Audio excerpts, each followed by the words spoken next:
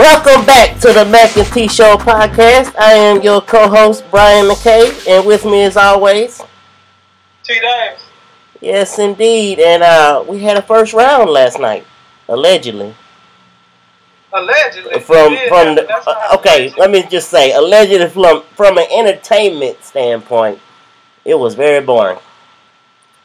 I don't even remember the last time. I'm gonna tell you the last time I saw the draft. Tebow got drafted.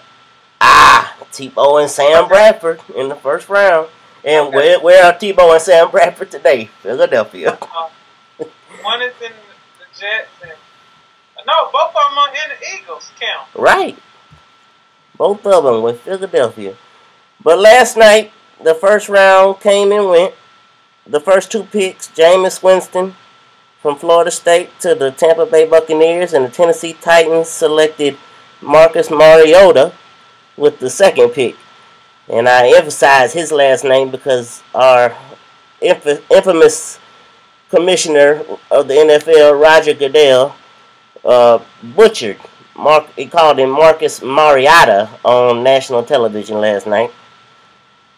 But, yeah, if there's two names you need to know, it's Jameis Winston and Marcus Mariota. And that's, you know, I guess you get in front of the camera, them lights get to hitting you, and you get nervous. I understand. But let's see. As far as, like I said, as far as the entertainment value, it was pretty boring. There were no players waiting in the green room like, you know, they love to show. There wasn't any big trades. There was only 2 total. I mean, just nothing exciting went on. I guess, you know, for history purposes, Winston and Mariota became the first 2 Heisman Trophy winners to go 1 and 2 in the draft. Let's see, you got Ty Gurley from the University of Georgia, became the first running back chosen in the first round since 2012. He went to St. Louis Rams with the 10th pick. For me, as far as the teams that got better, I stayed in the AFC East with 3 of my picks. Let's see, the New York Jets selected Leonard Williams, defensive end out of USC at number 6, which I thought was a steal for him to drop that low. Devontae Parker, the wide receiver out of Louisville that I love, is going to the Miami Dolphins. He got chosen with the 14th pick. And New England Patriots, the sneaky New England Patriots, They don't re-sign Vince Wilfork. He goes off to the Houston Texans, and they draft with the 32nd pick the best defensive tackle in the draft, Malcolm Brown from the University of Texas. And a couple of your Gators got in there and got drafted. Dante Fowler went 3rd to Jacksonville, stayed home in the state of Florida. Well, we all knew that. Like, he knew it. Everybody knew that. That would have been a shock if they didn't take him. But other than that, I mean, I didn't think. I like the Alabama wide receiver Amari, but I was surprised that he went that early. Yeah, Amari Cooper. I think I texted you last night that Al Davis came down from the heavens and selected him to the Oakland Raiders last night. And so, other than that, I didn't know half of these children. Even though I watched the Combine, I was like, okay, I'm not excited about anybody that I'm watching. Well, hopefully things pick up entertainment-wise over the next couple of days, although it's going to be hard because nobody wants to watch it after the first round. Yeah, I'm going to just go ahead and tell you, don't get your hopes up. Just stop hoping that. That's okay. We have Manny Pacquiao and Floyd Mayweather coming up tomorrow. I tried to give that boy a whole new name. Yeah, the 49ers, all I can hope for is that they do something. That's all I can hope for. Oh, they picked up Eric Armstead from Oregon. Who? Okay. That's supposed to make me feel better. Was that supposed to make me feel better? When 2 picks before that, they traded that pick, the 15th pick, they traded to get Eric Armstead at 17. They traded the 15th pick, which wound up being Melvin Gordon, going to San Diego. And Melvin Gordon, the running back out of Wisconsin, which I would have loved to have alongside Carlos Hyde in the running back stable. But I digress. That's a mess. Okay. Yeah. Well. Let's see. Moving on to the NBA playoffs. I think we kind of, after the last episode where we talked about how there was no excitement, no real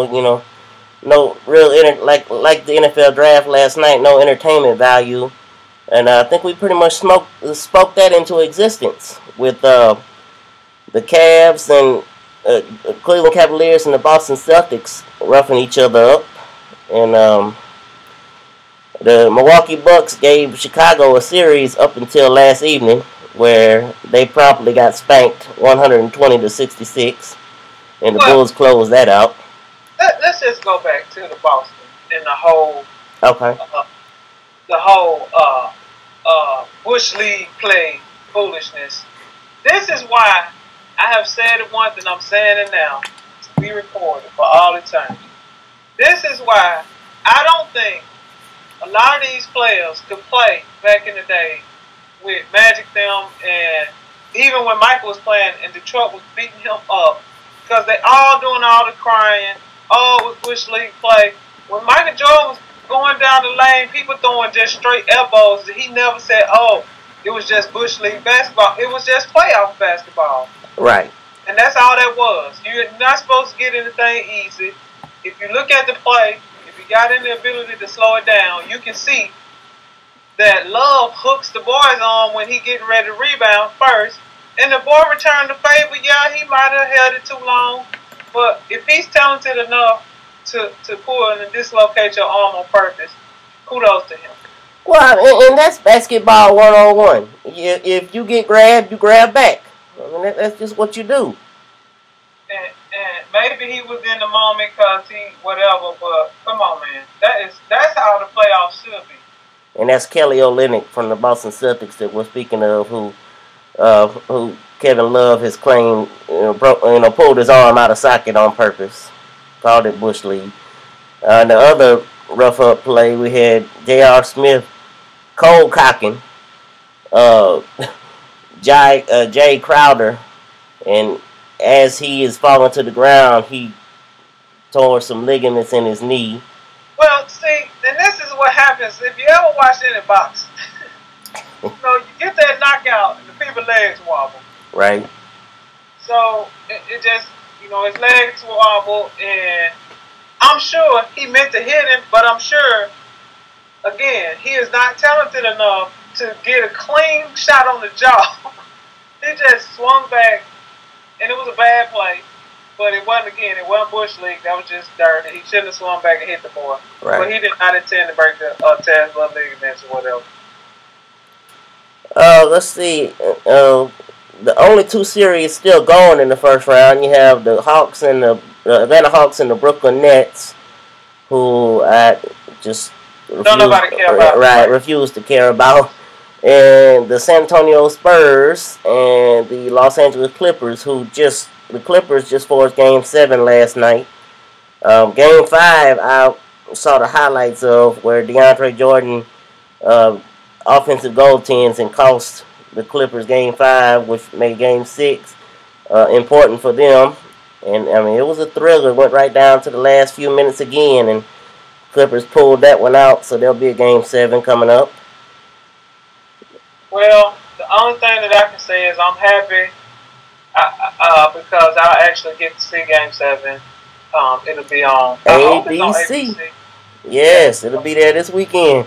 That may not get to see it. Otherwise, all these cable stuff, I never get to see it. Yay for Antenna TV. Yes. Thank God for Antenna TV. Yes, indeed. Well, that's going to be our first. That's going to take us to our first break. When we come back, we'll jump into last night's episode of the Lip Sync Battle. And also, we'll talk about what's going on in Baltimore with the riots there after the death of Freddie Gray. After the controversial death of Freddie Gray. But stay with us and we'll be right back.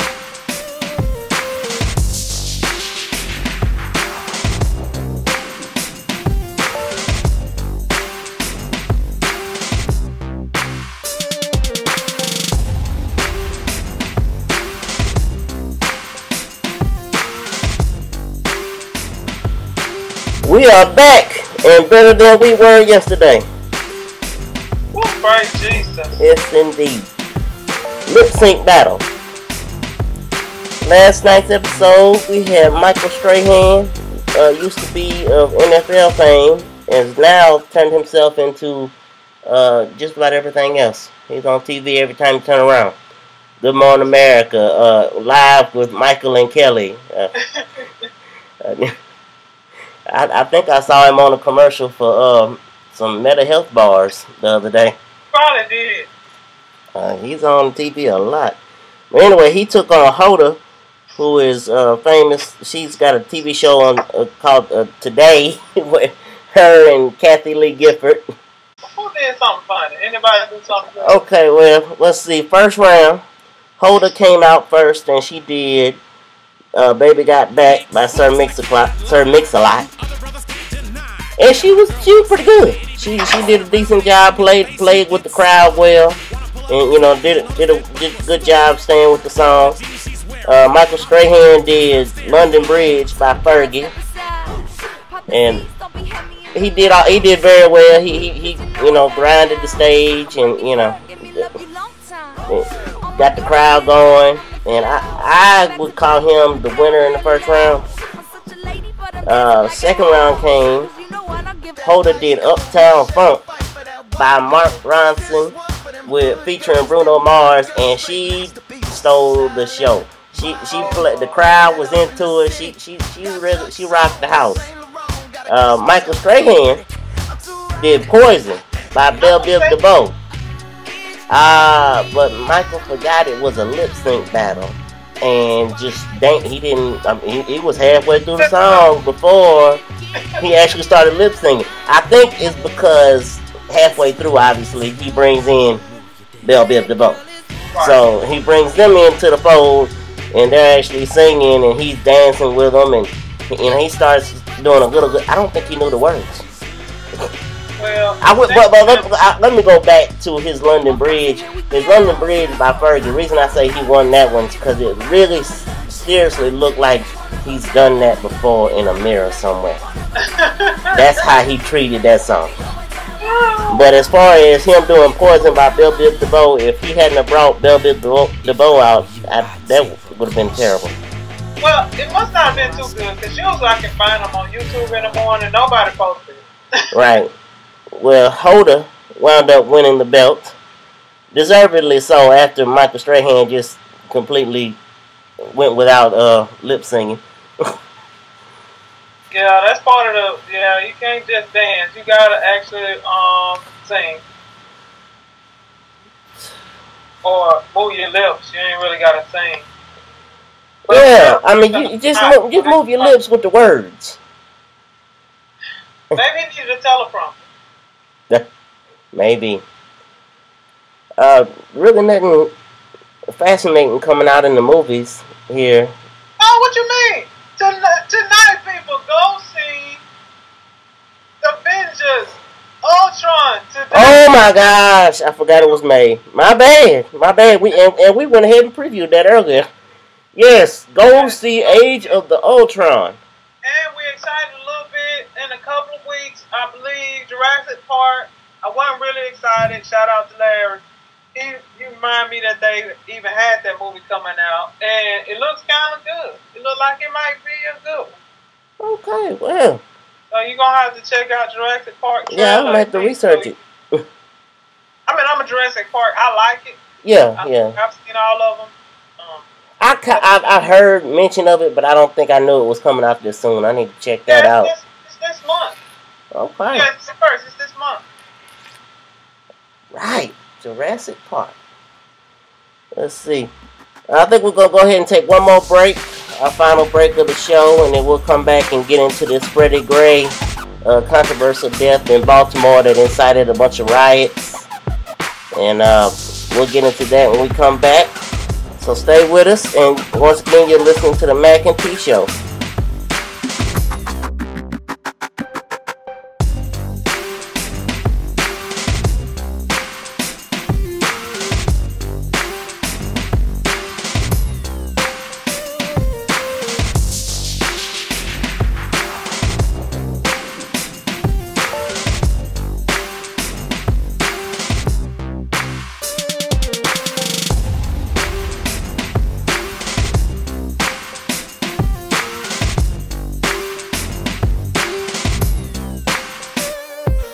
We are back and better than we were yesterday. Freddie Gray, Baltimore, Maryland resident, sustained I guess, what was a neck injury and wound up. Vertebrae, 80% of his vertebrae comes down the way. We don't know how yet. Right, the details on actually how it happened are not being disclosed just yet. We haven't. Probably never will be. Right, but anyway, he passed away, and there was a big outlash against the police. The riots ensued, and what does rioting and destroying the city? What does that solve? It solves nothing, but I think. Not that I condone it or agree with it, it's terrible, and people still, they just thieves see opportunity. Thieves always look for opportunity. Right. You do unlock, you do whatever, they look for opportunity. So when they see riots, they're like, oh, I can go steal. Now, besides that, the people vent. It's just a way for people to vent. Because, in most of these cases in Ferguson here, they always talk about how the police are bad, and not just bad as far as killing people, but just randomly stopping blacks or brown people just for seemingly no reason. You even heard Chris Rock talk about getting pulled over because of, driving a nice car, black man, whatever. So, it's just an opportunity for them to vent. I don't think they understand that the taxpayers pay for those cars they were tearing up. So it ain't like it's the police car. The taxpayers going to have to pay for those cars to be fixed. You're going to have higher prices at Walgreens or wherever the places that you burning down. And yeah, they got insurance. But, if you, in these areas, where you have low socioeconomic status, it's hard for you to get good, solid, stores to come down. And if you looting and tearing it up, you're never going to have anything but liquor stores and check cash in places in your area. So I don't think some of them just don't have the forethought to do, to know, okay, wait a minute, we can't tear up our own neighborhood because now what I'm going to do, because Walgreens or whatever, CVS is burnt up and Johnny's store on the corner, we don't broke it up and tore about his stuff. So, yeah, so you no longer have those to go to when you need something. So, it's ridiculous. I'm just happy that we finally had somebody to stand up, somebody with a voice, like a voice that people actually listen to, like Carmelo and Ray Lewis, which I didn't know. Sidebar, I didn't even know Carmelo had anything to do with Baltimore, but apparently that's where he was raised. Or something. Yeah, that's where he was born and raised. And I know that he and Ray Lewis both participated in a peaceful protest march over the past couple of days, and have been speaking up against violent. Oh, and also, let's see, the mayor, I think it's Stephanie Rawlings Blake is her name, mayor of Baltimore. She came out and said that she was basically giving the residents the space to, riot and destroy things. And then she came back and tried to recant that statement, said she didn't say it, but I heard the clip and it's exactly the words she used. And they were giving them space to do their thing, basically. Well, in her defense, I like to see stuff now because I made some bad judgment calls on people, and then when you hear the whole thing in context, it sounds like, oh, that is not how they said it. And so the media is probably making this worse than it is. And no, never. Because when you look at the big picture, if you stay on, I troll YouTube sometimes, and it's not just black people being killed. They killing brown people. They killing white people. Now, you got a higher risk if you're black, but they killing people in general. So you just need to be careful. And when you have these opportunities to vote, when you see these little times to vote, and voting for your new chief of police, that people, I rarely even see those campaigns. I guess you have to be deep into politics.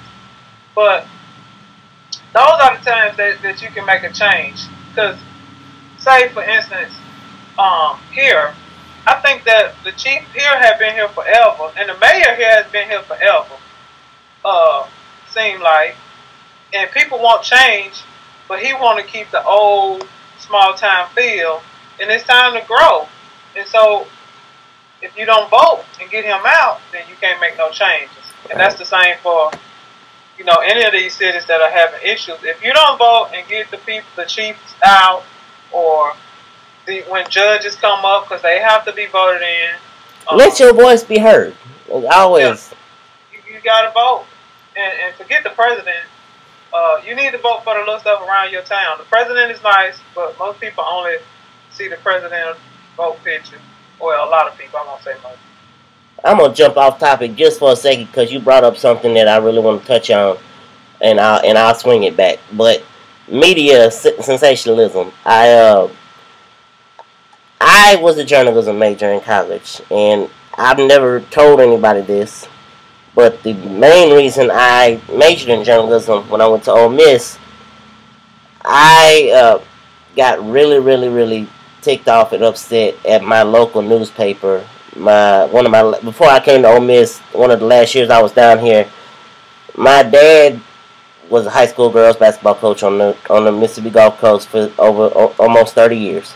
So he had his very last year of coaching. They got put out of the district tournament in the first round, and the way they lost the game, there was a lot of other things involved. But right toward the end, he had one of his post players that was a freshman or a sophomore, young kid, misses the free throw, and when she misses the free throw, she knows the game's pretty much over. And as young kids will do, she puts her arms up above her head and she's hiding her face and she's crying, tears flowing out her eyes because she knows the game's over. The newspaper reporter that was there took a picture of that, and that was what was posted with the article on the game and how the game ended.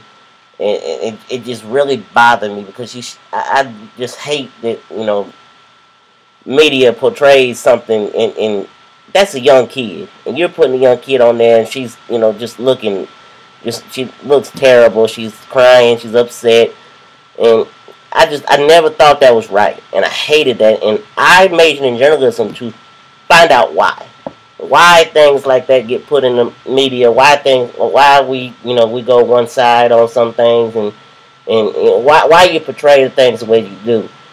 And I don't agree with it still, and that's pretty much why I'm not in the journalism field as we speak today. I just don't agree with the way the media, the way they do things, the way they hype up different areas. They hype up one thing and they make things so big and so over diluted, and it's not really that way. They have no sense of balance. Like it's good stuff happening in the world. Just like in ESPN, they have gone to the dogs. All they want to talk about is the bad stuff. As soon as one of these athletes mess up, they all own it. But they don't tell us about any of these athletes. Like I remember, I don't hear much of it, but I know back in the day, the little running back from Florida State, dang, I can't even think his name, but every Christmas he was giving a single mother's money so they could get a home. But if you wasn't in Florida or close, you didn't know that because they didn't put that on. They might have started putting it on when he made it to the NFL and towards the end of his career. But these guys, some of them out here doing right, but all we hear about is the DUIs, the marijuana heads, and like I said, I've seen plenty of YouTube channels. Now, I'll tell you, for most part, the white people, or white humans, I should say, we changed it to white humans. The white humans have a lower risk of dying in incidents with police, but they get beat up. I mean, I don't seen a couple of them. You saw the one, they kicked the mess out of that man on the horse. Yes. And then you see, I saw a couple of brown humans. They got shot. And then mental health. I know you can't retrain all these people, but if people coming at you talking about shoot me, something ain't right. Right. Like, they got a mental health issue. That don't mean shoot them. Don't take that literally. Even you might not have seen it on YouTube. This recently happened. A guy, and this might be what's troubling. A guy, a white human, he had killed 2 people. When they were out looking for him, they knew that he had killed people and had a gun. When this one officer comes up, he pulls up behind him. The guy gets out of his car, and he's coming towards him with a gun, saying, "Shoot me, shoot me." He had a gun or a knife, but I think it was a gun. "Shoot me, shoot me, shoot me." And you can see the officer got a body cam or whatever, and he's backpedaling and backpedaling. He even stumbles because he's trying not to shoot the guy. And the question that was posed was, if that was a black man, would he have been shot? Now, the person that put that on their YouTube channel, she did a good job of giving the man kudos, because he could have just took a life, and it would have been a clean shoot, as they call it, a righteous shoot, as the movies would say. But he didn't shoot the guy. He kept backpedaling until his help came, and they restrained the guy, and the guy, you know, they took the gun or whatever.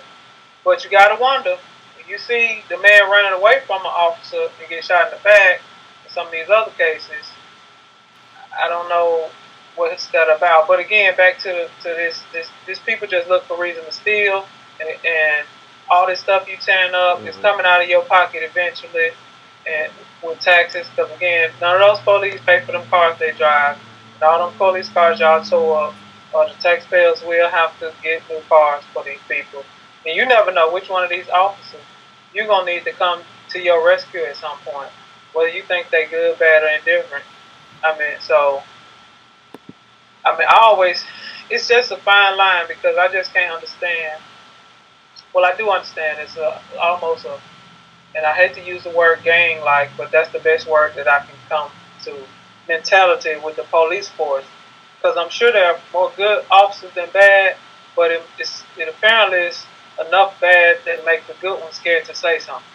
Yeah, speaking of gangs, there's a report out there, I don't mean to cut you off, there's a report out there that, you know, Baltimore, the gangs affiliated with the city of Baltimore got together, and each one of them are you know, the story is each one of them said they're going to go out and kill a cop. They don't say color. They don't specify. In the story I read, it didn't specify white cop, black cop, you know, but it said that they each gang would go out and would kill a cop, and there's no sense in that. There's no. Well, see, and that's the media again, because I saw a whole like, again, on YouTube, and this wasn't just a YouTube person. They put clips of like a news report. Right. It was the Bloods, the Crips, and some guerrillas, something, and they all had called a ceasefire. The Nation of Islam had called them together in that area and called a ceasefire and tried to do what was right as black males and go out and try to make peace. Well, the police, according to them, they had somebody saying, "Oh, no, this just they gonna have an opportunity to go out and shoot officers." And it was several of them that had band together, and they was like, "That is not our intention. We wanted to come together and try to help solve some problems and not continue to just be a problem in our community." And that was, and they were adamant like that was not their intent. And the Nation of Islam, I don't know who, but somebody in the nation was trying to get them together and brought that together. So you can't believe hardly half of what you hear, and probably half of what you see now with all the Photoshop and all the stuff that we can do. It's like they don't make sure everything is good and copacetic with all your sources. For they just get it out because it's news. It's right then. Let me get this out there. Let me tell the people this. And you know, if you think about like in sport, I know that I saw an article after it was a late game. I saw like it had a couple of blurbs about the game. And then I said, why is everybody's blurb like reading exactly the same? They take the footage from like they don't really do their own due diligence sometimes. They just take the footage from ABC and run with it. And then ABC's footage, because that footage of the woman beating her son that came from one place and everybody used it like it was their own. Right. So, I mean, what if that man had found that somewhere else and photoshopped that in? Right. And had put her beating him in. And now you don't put this out like this woman's a hero. Be like, oh, no, that happened 2 days ago. But that wasn't the case. That happened off in California somewhere, you know? Right. But that wasn't the case. But, I mean, I don't know that they even do their due diligence. It seemed to me that it used to be this big thing on, you know, having credible sources and stuff. Now, I don't think they care about credible sources.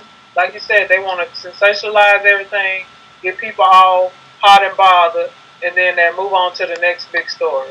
Because how much have we... I mean, this is important that we know about what's going on in Baltimore, but the avalanche, it wasn't an avalanche, the earthquake, you ain't really been hearing much about it. Right. It wasn't big news. It wasn't something that was going to get the people, you know... It wasn't something that was going to lead to something else. Like, you know, you put this news out there and all of a sudden they go to riots. You know, that's what they want. It's like, well, I ain't going to say that's what they want, but it seems that that's what they want. They want more news to come of the things they're putting out there. Right. Something else for them to talk about. So that they can go out and cut a fool. And I don't know what Baltimore was thinking. Like, you had to see what happened in Ferguson. You had to know that if y'all didn't tell these people something, this was going to go left. Yeah, and it went way left, and now, right. You know, you had to know this was going to go left. You have your hometown baseball team not even able to have fans at their game. They had a whole game with no fans. No fans. Now, that's crazy. And that's Baltimore Orioles when they played the Chicago White Sox the other day. Had 0 fans in attendance. I mean, they had fans standing outside the gates that, you know, made it to the stadium, but they had no fans in attendance trying to, you know, help the safety of their, you know, of their fans, obviously, but at the same time, you know, you like I said, they had people show up at the stadium, so, you know, that, what kind of safety is that? You got people standing outside the stadium walls that, it's just it's a shame. It's a shame that our country, Travis Shamrock. It's a shame that our you know, our country has come to this, where every time you turn around, this is what you see on television. They probably was doing this when we was young and we just wasn't savvy enough. The news wasn't hip to it yet. Right. And so now we got record show worries over Baltimore officers' mental health. Then we had the other day, the guy said, some prisoner said the guy was throwing himself against the wall. Yeah, he was beating himself up in the transport van, and what the prisoner said. Come on, man. Just, if you don't know what happened, saying it's still an investigation or something. Don't just have all this, the boy hurt himself. Because I really can't imagine, unless he was running head first in a moving car, mind you, how talented is he to run head first so that he can sever his spinal cord, like, because that's what you have to be doing.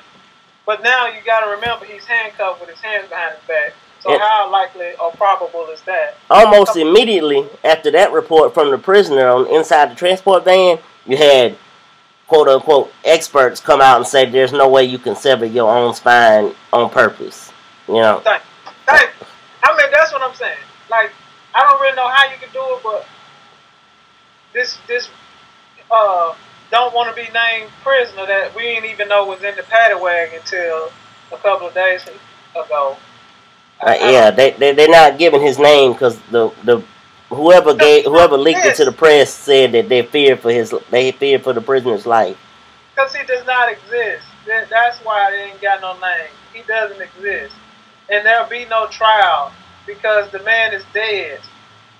At best, it'll be a civil suit, and the city will pay out some money, and they'll move on. And I'll be honest with you, when you talk about Carmelo Anthony and Ray Lewis doing what they've done for the city, had I not been watching the NFL draft last night, I wouldn't have known that the reason Ray Lewis wasn't there is because he was in Baltimore. I wouldn't have known he was in Baltimore doing these things because the media has not, you know, decided that was what needed to be talked about. What they want to talk about is the bottles being thrown inside the store windows and people coming out looting the stores and beating each other up and killing each other. That's all they want to talk about. They want to talk about the good side of it. And making black humans look bad. And so, I don't even think ESPN had it on there. I don't know where I read it. Maybe they did, but it's not on one of their main pages. You know how they got this changed page. Right, like, right. I mean, I don't think, like, and that's something that they could talk about. Two athletes trying to do what's right and calm things in their hometown or former hometown or whatever. I don't know if Ray Lewis, still live there, but. Right, I mean, he called, I mean, Baltimore is not his quote-unquote hometown, but that's his adopted hometown because that's where he played. Right, does he still have a house there, though? Because he may still have a house there or whatever. Right. It don't really matter. It's just like, ESPN just getting like the rest of the news. I mean, what was their biggest story about a week ago? The trial of Aaron Hernandez, who was no longer an NFL player, but because he was once an NFL player, they had the trial, they had the verdict being read on air. They had the family of Odin Lloyd, who has nothing to do with sports. Has nothing to do with sports. They had Odin Lloyd's family giving their reaction on ESPN, on SportsCenter, and I was just, my gosh. What's this got to do with sports? He don't have anything. Murder has nothing to do with sports. Yeah. He was an athlete, and we should have known when he got arrested that was fine. But now we should just brush that onto the side, and there should be a little sidebar. Hernandez found guilty. And keep moving. Yeah, put it. Have it scrolling breaking news. Have it scrolling on the bottom of the screen, and let that be it. And then Creatine, they put his little piece on there. The old basketball player. You have to be a real basketball player. Oh yeah, started out in L.A. and wound up in Washington. Was a part of that Gilbert Arenas gun incident in Washington. Yeah. And then wound up killing somebody. And pleading guilty. In a drive-by shooting, shot an innocent bystander on a drive-by shooting. Where he says he was just trying to scare someone. Well, yeah, he scared him and killed him at the same time. Bullets don't have names, and they just go wherever they go. When they come out the gun, they just go wherever they go unless you're a marksman. So, unfortunately, it's too. But they just a microcosm of society. So, if you got bad people in society, with all the athletes, you're gonna have some athletes that's unfavorable and not good people. Right. So that's just a part of it. Let's see. It's just today. Go see it, people. I don't have any stock in it, but go see the Avengers: Age of Ultron. Thank God for my co-host that remembers things that we talked about in previous episodes, and I did not. Because May 1st just snuck right up on me. I am so excited because I think it's going to be so good. I see what they've done. They've spun it to where, we just don't change topic. But they spun it to where Tony Stark has made artificial intelligence that becomes like, I don't need you anymore. And that's where Ultron comes from in this storyline. And now he got to get the wild dog back in the house or kill it some kind of way. And we'll see what happens or how that goes down. And I saw a scene in the trailer, Lord. It looked like Natasha Romanoff and Bruce Banner. They were getting a little too cozy. They might have been trying to bamboozle me. But, yeah, go check out the trailer. They got about 3 of them on there. I was like, what is Natasha doing with her? He'll crush you. Yeah, with one finger. But then they show, I can't wait to see it. Okay, because I'm telling too much. But I can't wait to see it. Well, anyway. Yeah, and also the hashtag movement is still on, people. Oh, Lord. You guys are not helping me out at all. I just want y'all to know I'm doing this by myself with 3 different Twitter handles. I'm doing it all alone, but that's okay. And there, I feel that she's not taking me seriously enough. But Anna Kendrick, I'm still here. I'm waiting, and don't worry. Rejection is not gonna faze me one bit. A rejection is like a second language to me. You don't know where I come from, what I've been through. Shoot. Anyway, Anna K Date Brian, the hashtag. Use it on all your social media platforms. And yes, I'm still working it. I'm gonna get my date. I don't care how long it takes. I'm gonna get mine. Look, and I was wrong. It looked like it's coming out in June. Jurassic Park, people. June. Jurassic Park. Okay, well that's fine. Coming this summer. Summer hit on the way. Jurassic Park. Do you know what the premise of this one is? So the park is back open, like the big park that's on the island, and they got all these fantastic new sea creatures and everything. And then they've made I guess it's an oversized T-Rex, and this T-Rex starts just like it's just killing all the animals. Like they find the animals dead, and the T-Rex is just going around killing everything. And so now they're trying to get it under control. And apparently, it's like, obviously it's a dinosaur, it's huge, but I feel like the way they were talking in the trailer that it's bigger than it should be. Because you know how they are always genetically modifying stuff. Oh, yeah. So, T-Rex out of control. T-Rex, when animals go wild. Coming to a theater near you in June. Get ready. When dinosaurs go wild, that's pretty much what it looked like. When dinosaurs go wild and they're trying to get it under control and they don't know what to do because the man was like, we don't have enough bullets. So it should be interesting how they finally get the T-Rex. They got to kill it, obviously. Right. Honestly, I would never go to an island to do much of anything because I don't want to be surrounded by water on all sides. But number two, I don't want to see dinosaurs. I'm really not, like, they're really too big. And so, anything go bad, yeah, humans not going to win. So I would have passed on that Jurassic Park tour, but I just watch them on TV. Yeah, that's definitely something that's going to be interesting coming up in June. You know, they like to pack those big hit movies in the summer. I'm ready for them. We got a lot of stuff coming out. We got another 007 one coming out. I don't know if it's summer. Then we got another Ethan Hawke. I can't think of the name of it. Mission Impossible. It looks like it's gonna be interesting. Oh, okay. Even the Fantastic Four, they've redone it, and so it looks better than the other. Like the other ones were corny. I watched them, but they were corny. Right. But it looks better than the other ones. I don't know if they're coming out in the summer either, but we got some good movies coming down the pipe. Well, ladies and gentlemen, I think that's going to be our show for today. T and I got to go and pay some bills and make some money. But gotta make the paper stacks. Yes, indeed.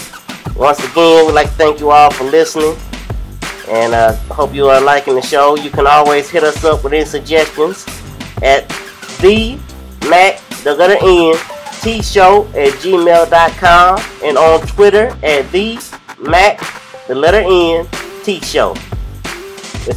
But like I say every time, I'm your co-host Brian Mackay, Davis. and we are the Mac and T Show Podcast.